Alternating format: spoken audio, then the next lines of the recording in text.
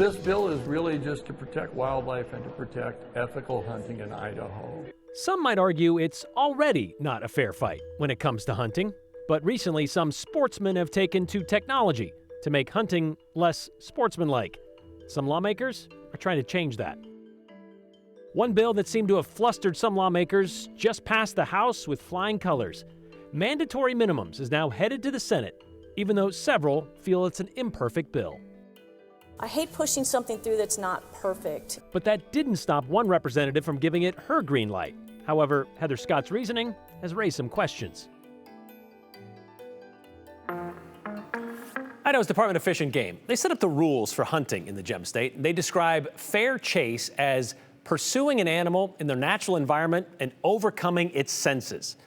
Aside from those game laws, fair chase is sort of a social contract between hunters and the game. The chasers, they have the big, powerful rifles with high-tech laser scopes. And those animals being chased, well, they have their speed on their side. It's not exactly a fair fight to begin with, we get it, but a small number of Idaho hunters are still looking for an extra edge to tilt the playing field in their favor with, you guessed it, technology. How about filing a public records request to figure out the exact location of a government tracking device on a bighorn sheep? Only to go right out there and kill it right where it stands. What's fair about that chase? Well, the Idaho Fish and Game Commission says it isn't, and several lawmakers agree and passed House Bill 404 through committee today. Here's Andrew Bartline.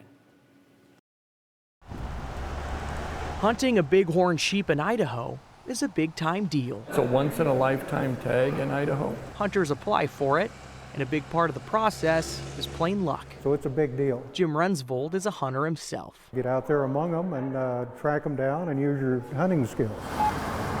It's the unwritten code. The issue of fair chase. That lawmakers Hunting ethics. are now trying to place in state law. To prevent bad actors from using public records requests to get individual location data of wildlife. Hunters after a big prize and getting desperate. Well, for a hunter to do that is completely unethical and against fair chase. Bill London would know. Yes. After a career with the Idaho Wild Sheep Foundation. People have done it, and with the advances in technology, it's expanding. And by proxy, shrinking wildlife research. Because it only makes sense that these agencies will be hesitant to put collars on certain animals. The tracking collars are used to map migration routes, behavior, and document which herds are in connection, all to manage the population and their health. And one of the big problems with bighorn sheep management in Idaho is disease.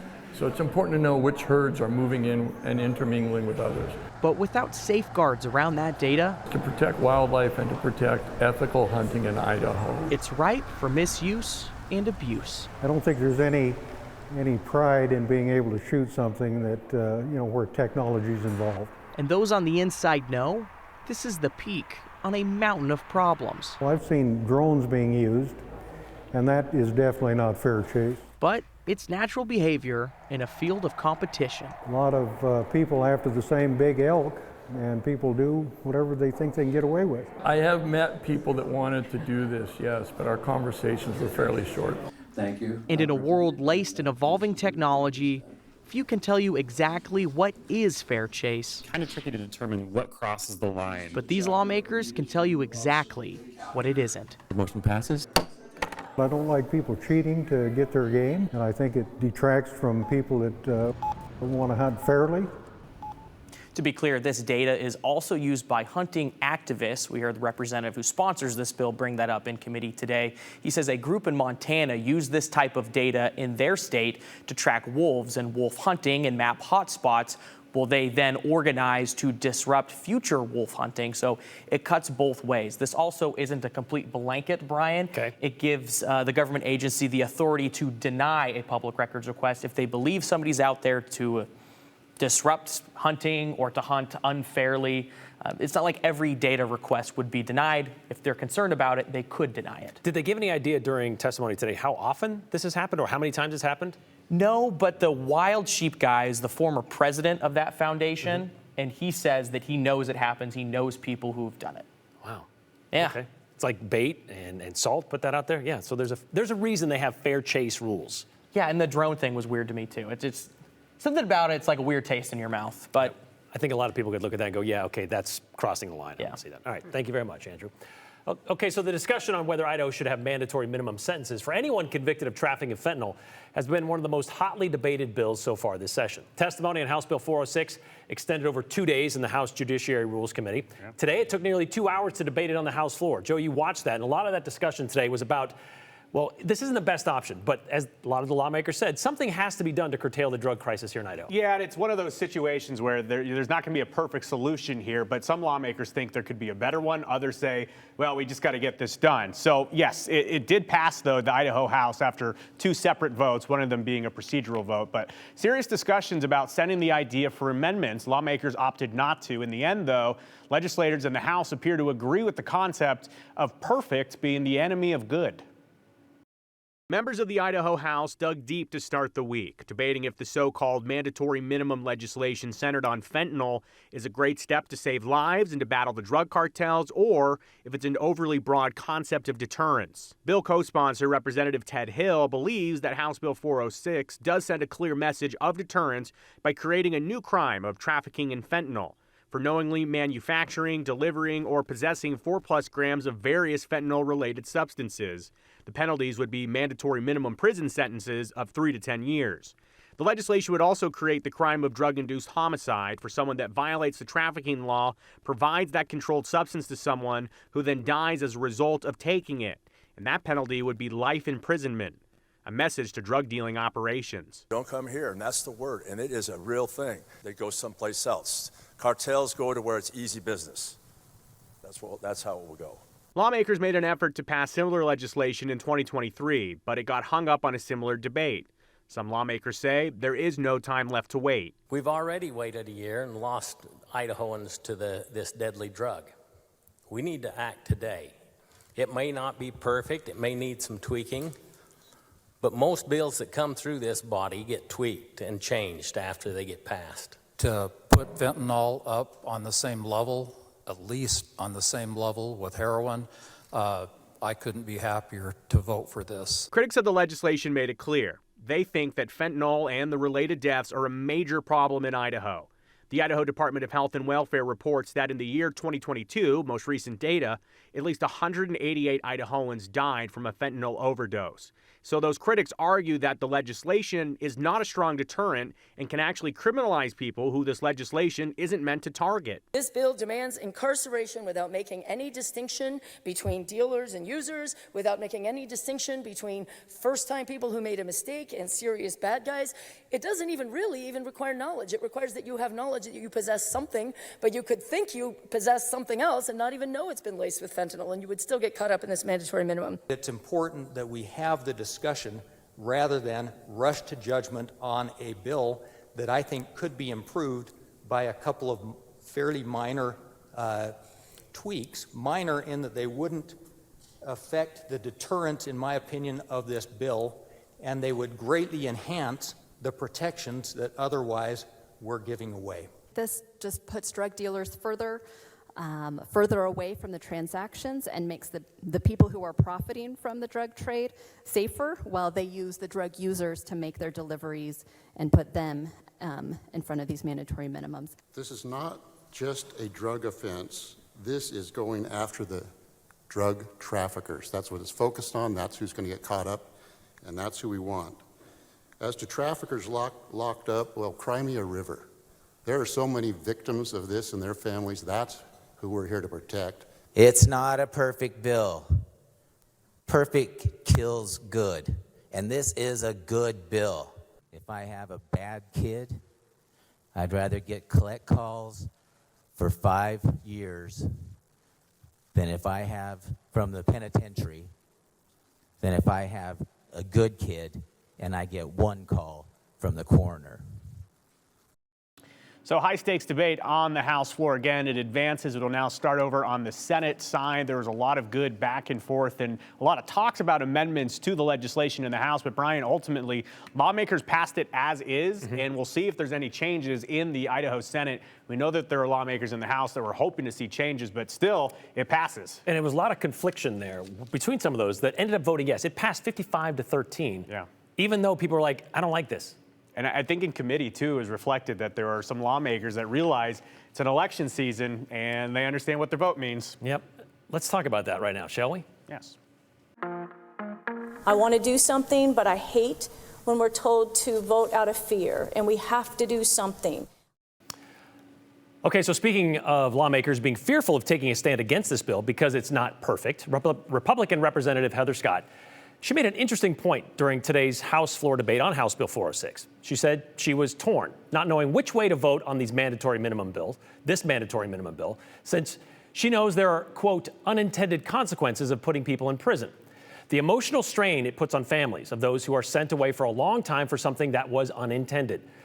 So even though she voted yes, Representative Scott said she was inclined to vote no because the language was not right. She even tried to make a motion during debate. And as you heard Joe say, they wanted to change the bill, give it better language. Well, that motion failed. But in explaining why she ultimately would vote in favor of it, Representative Scott also pointed out, as you heard Joe say, it's an election year. And she said it's been very difficult to vote how you want to vote on this bill. We all want to stop fentanyl, which is a huge problem. But many of us know if we don't vote correctly with law enforcement on this bill, we will be law enforcement haters or fentanyl lovers or drug trafficker lovers, which is really a lot of pressure. Very unfortunate that that gets put upon to us to pass a bill that way. So Representative Scott hates to vote, hates to have to vote out of fear, afraid of being, quote, labeled something she isn't because she voted against the bill that wasn't written well enough, which brings to mind just a session ago when certain lawmakers and the governor voted against and vetoed a certain library bill that would have led to unintended consequences. But those unintended consequences were for librarians, libraries, and those that use the library. House Bill 314 did pass both chambers last session, but not without some resignation. It was denied by the governor, but the House couldn't rally enough votes to override his veto. Remember what happened then? A whole slew of Republican representatives, 14 in all, and the governor were issued a vote of no confidence. Billboards started popping up around the state saying certain lawmakers were failing to support children. And even Representative Scott herself worried today about being accused of something she's not because of her vote. Well, on the day of the vote to override the governor's veto, Representative Scott sent out this tweet out to social media. Pedophiles, groomers, and perverts are celebrating with Governor Little today, she said, hoping the legislature will not override his veto of House Bill 314. These sickos are normalizing sex with and for children. Then in July of last year, normalizing sex with children now starts at the library, she says. And then just last week, commenting on a survey done by the Idaho Library Association, she tweeted out, 80% of library workers want to leave because they can't distribute pornographic materials to children. Maybe it's because they're just serving the people in their community. That was just last week, by the way, that last tweet. But this week, Representative Scott is worried about being labeled a fentanyl lover because she really wanted to vote against the bill that in her mind is poorly written and carries a whole lot of unintended consequences. Okay, so this is where it kind of gets fun. We tried to ask Representative Scott about this juxtaposition of presumptions, but our email and our text, well, that went unanswered. However, she did respond late this afternoon on Twitter, saying the quote, or parenthetical, unbiased media reached out for comment today. She sent this out at 3:32 and said, how should I respond? Should I ignore them? Should I publicly blast them? Should I respond? And then they lie. Well, then at 4:37, she says, the people have spoken. See the attached media request. There are real problems in Idaho, she said. Fentanyl addiction is destroying families and is worth the debate. We wouldn't even have to talk about the library bill, she said, if it wasn't for pervs pushing this sexually graphic material on children using public money nonetheless. So our response is, you could always just talk to us about it. You could always say, sure, I'll sit down for an interview and I'll answer your questions. Or we could just kind of settle it on social media, which really accomplishes nothing in this case. We just want to ask a few simple questions, that's all. So here's where we are. But I guess the thing stands. Anytime you're ready to talk, so are we.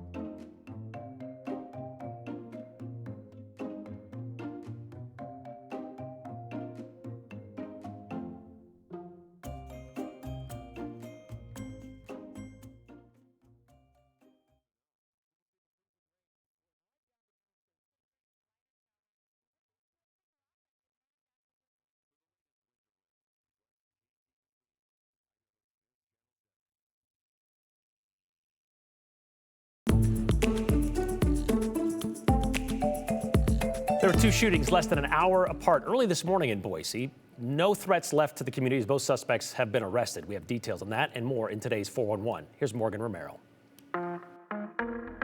A man is in the hospital with life-threatening injuries after he was shot around 4:30 this morning near North 5 Mile and West Silver City Drive. Boise police identified 47-year-old Aaron Black of Boise as the suspect. Police say witnesses told them Black and the victim knew each other, and they were talking loudly inside a home before the shooting. Black was booked into the Ada County Jail on an aggravated battery charge. Another shooting happened in Boise this morning just after 5 at the Super 8 hotel by the airport. BPD says the suspect, 63-year-old Santiago Prieto, called for medical help. When officers got there, Prieto fired his gun 2 more times, apparently in the direction of officers. Police say after talking to him through a window, they were able to take him into custody without anyone getting hurt. Prieto is charged with 3 felony counts of aggravated assault and unlawful possession of a firearm. Hey drivers, there is more road construction in downtown Boise. Grove Street is now closed between 3rd and 6th Streets. And 3rd Street is closed between Main and Front. The Ada County Highway District says both streets are expected to reopen in mid-March. Everyone's favorite time of year is officially here, tax season. You may have noticed those envelopes in your mailbox that say important tax document. Well, keep those, because you'll need them to submit your taxes. You can start filing today. You have until April 15th to do so, or else the IRS does something about it.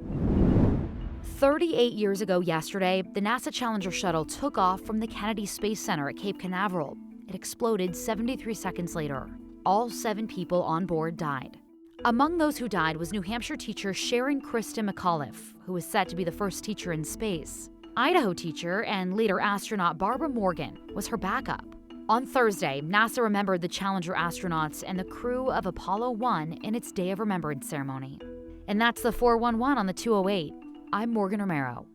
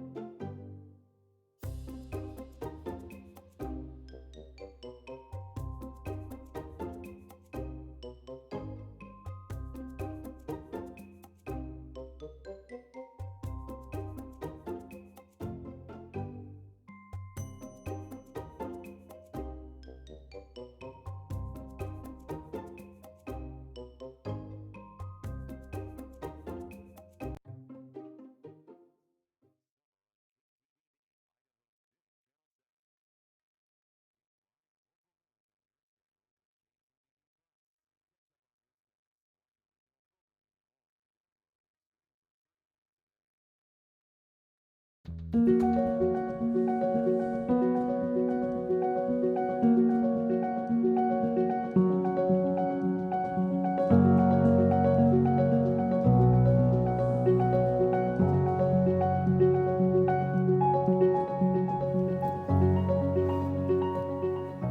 beautiful pictures from Idaho Weather Watchers. Something else about today that you might find kind of nice. Temperatures, sunshine. If you haven't had a chance to get outside, there's just a little while left. But as you can see here, the record high for today was 56 degrees back in 1967. You notice I said was. The high today, 58. So there's a new record for this date at 58 degrees.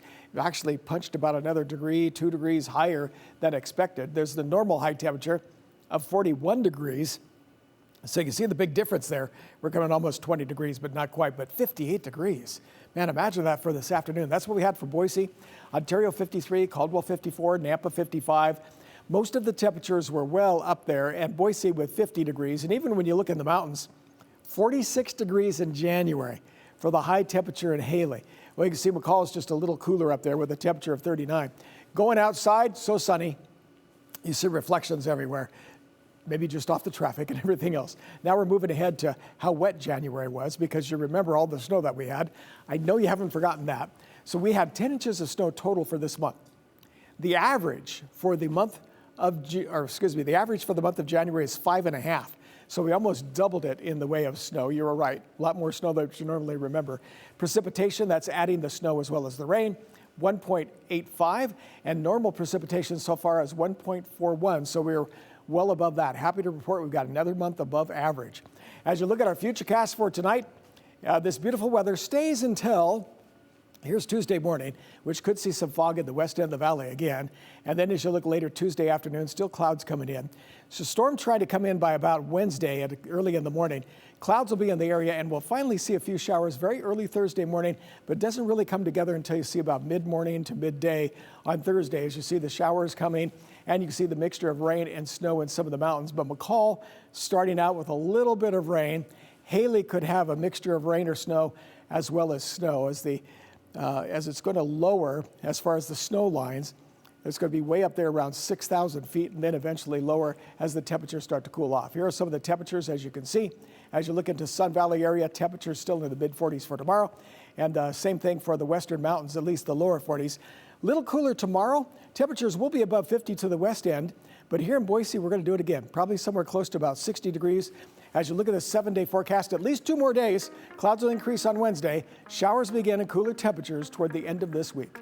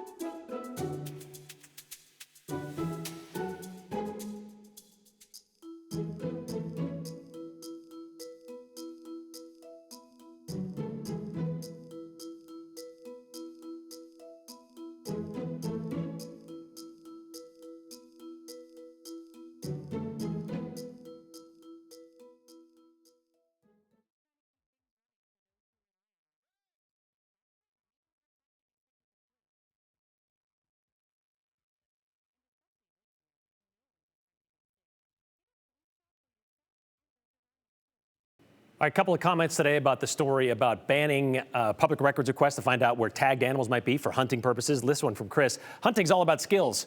Get out and hone your skills. Simple solution. From Mark in Middleton. Hunting, perhaps it's time to restrict gun scopes, laser sights, and return single-shot rifles. Let's return to hunting as an art. So some simple answers there. A lot of you chimed in about what Representative Heather Scott had to say, or not to say to us today. Mandatory sentencing has never worked anywhere else. We need to understand what drives the demand, says Jack in Boise. And that's actually what part of Representative Scott's argument was, that this is bigger than just putting people in prison. We need to figure this out. Then she voted yes on the bill for mandatory minimums. Unintended, when you're selling fentanyl to increase your own financial situation, that is intentional. Sending these folks to prison appears to be a chance they are willing to take, their families notwithstanding. We call that consequences. Pass the bill, says Byron in Meridian. Pervs pushing sexually graphic material with public money. I thought you were asking about the new fentanyl bill. Biased? As a viewer, I want answers, not a representative arguing a different topic to avoid answering the topic she was asked about. That's from Kevin in Boise. Heather Scott is a perfect example of the far right's ability to rationalize their agenda items without regard for actual facts. Extra credit for creating issues where there are none, says Sheila. A lot of people point to that with the library bills, a lot of the other social bills that have kind of gone through our Idaho State House. Congratulating Representative Scott, stating the obvious. Feeling pressured for voting on a bill that they don't like? The language in that bill, you called the game, you better learn how to play it. Karma comes around, says Scott in the 208. To the 208. Last one here. So she has to pull the echo chamber to get approval on what to say. Wow, leadership. She won't talk with you because she can't cut and paste from the brochure when asked face to face. We'd like to, though.